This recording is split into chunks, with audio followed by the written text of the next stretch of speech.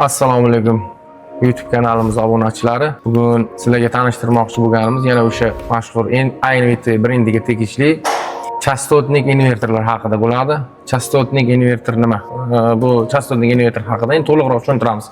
Ochib, ichida nimalar bor, nimalar chiqadi ko'rsatib berishga harakat qilamiz. Qo'ldan kelgancha endi. Sizda suv nasosi bor.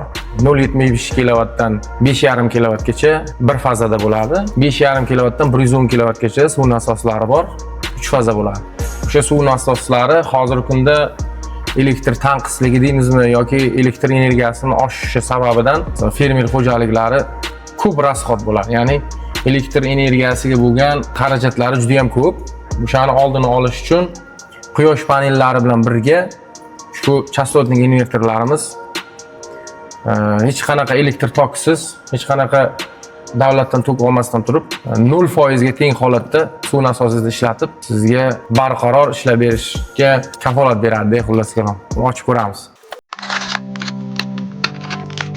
Ma'lumot o'rnida aytamiz, hozir ochayotgan chastotnik invertorimiz 7.5 kilovatlik bo'ladi. Aytib o'tganimdek 5.5 kilovatdan yuqoridagi hammasi 3 faza bo'ladi bu asoslar bilan birga. Xo'p, mana ichini ko'rinishi, tashqi ko'rinishdan oladigan bo'lsak, xarakteristikasi bunaqa bo'ladi. Aynviti GD bu 170 modeli. Chastotnik invertorda Aynvitida GD 100 modeli bor. GD 170 modeli. Bu ko'rsatayotgan modelimiz sizlarga 170 model bo'ladi.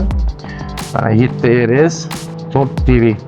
Xo'p, endi GD 170 7 RS power mana output chiqishi 7.5 kilovat maksimalniy. Kirishi DC dan 800 voltgacha qabul qiladi tokni. Xo'p, AC ga uzatishi 380 volt, mana 3 faza. To'liq xarakteristika shu holatda bo'ladi. Ichini ko'rsatamiz endi. Holatda ko'rsatib qilingan bo'ladi. Xo'p, qanaqa qilib ichidagi narsa bilan tashqarisidagi narsa bir xil bo'lishini bilsak bo'ladi desanglar, bu yerda ko'rsatgan xarakteristikamiz yonida bo'ladi. Ko'ringlar. Hamma kodlarigacha birga bir holatda bo'ladi. Endi kimgadir ochib ko'rsatgan bo'lishi mumkin. Sotuvchidan olyapsiz. Kimgadir ochib ko'rsatgan bo'lishi mumkin yoki nimadir qilish mumkin. Haqiqatdan birga tekshirib olsangiz bo'ladi.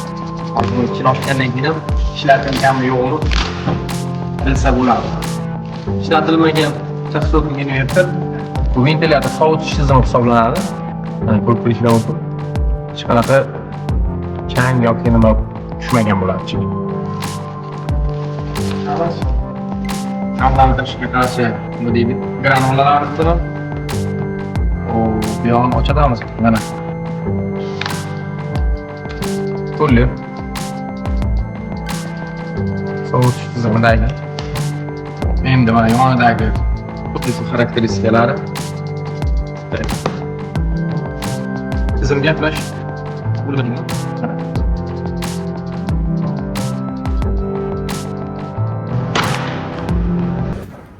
Ko'rib turganingiz boshqaruv paneli bo'ladi. Bu yerda to'xtatish, yurg'izishni ekrani bo'ladi. Ekranida 60 Hz gacha bo'ladi uzoq, lekin standart O'zbekiston holatida 50 Hz ga qo'yib maksimalni ichkaridan nastroyka qilib boshqariladi.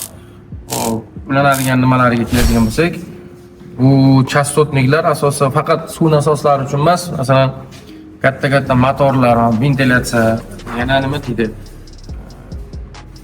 Liftlarga foydalansa ham bo'ladi. Endi bu asosan suv nasosi uchun qilib berilgani uchun ko'rishingiz mumkin. Ichidagi nimalari ham mumkin emas qilib olib tashalgan o'zi. Kerak emas bo'lgan. Xo'p. 1 2 3 4 5 6 7 8 9 ta nima bo'ladi? Panellardagi kirishi plusi, minusi. O'rtadasiga hech narsa ulanmaydi.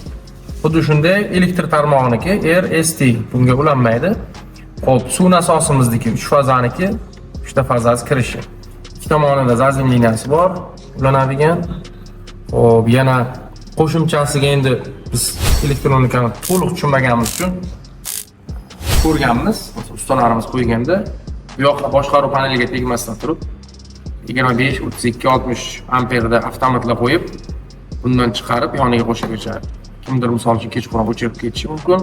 Bu aslida o'zini o'zi o'chirish yoki o'zini o'zi yana quyosh chiqishi bilan boshqarish xususiyatiga ega. Endi kimdirlar xohlaydi, yonidan avtomat qo'yib, chetga yig'ib o'chirib yoqadigan qilib deb qilinsa, buni ham imkoniyati bor. Xo'p, og'irligiga keladigan bo'lsak, uncha og'ir emas. 3 kilo, 3 kilodan oshiqroq bo'ladi. 7,5 kilovatlik hozir bu ko'rib turgan chastotnik inverteringiz.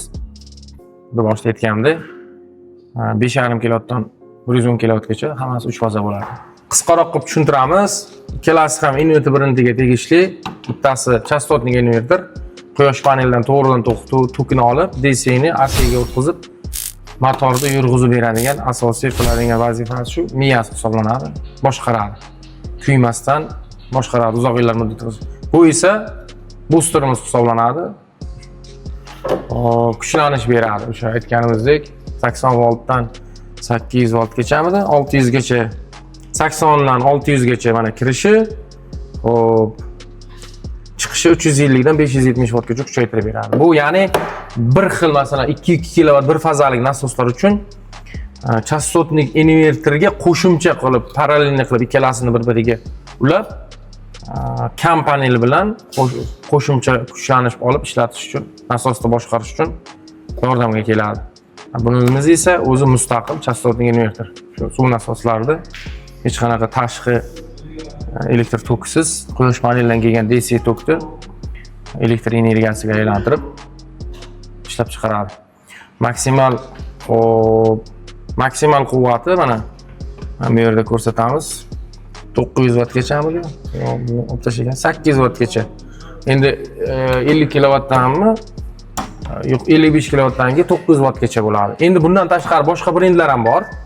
Ya'ni Enersol brendiga tegishlisi bor, Useful bor.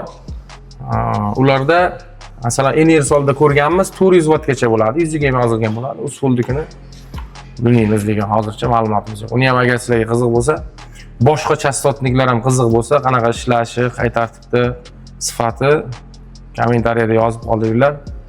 Unga ham video qilib chiqamiz. Sizlar bilan megawatt javosi bo'ldi. Videomiz yoqqan bo'lsa like bosinglar. Obuna bo'lib qo'yinglar. Bizni qo'llab-quvvatlash uchun obuna bo'linglar. Kanalimizga Telegram, Instagram kanallarimiz hammasini qo'yamiz pastda. Obuna oling, bizni kuzatishda davom eting. Hammaga rahmat.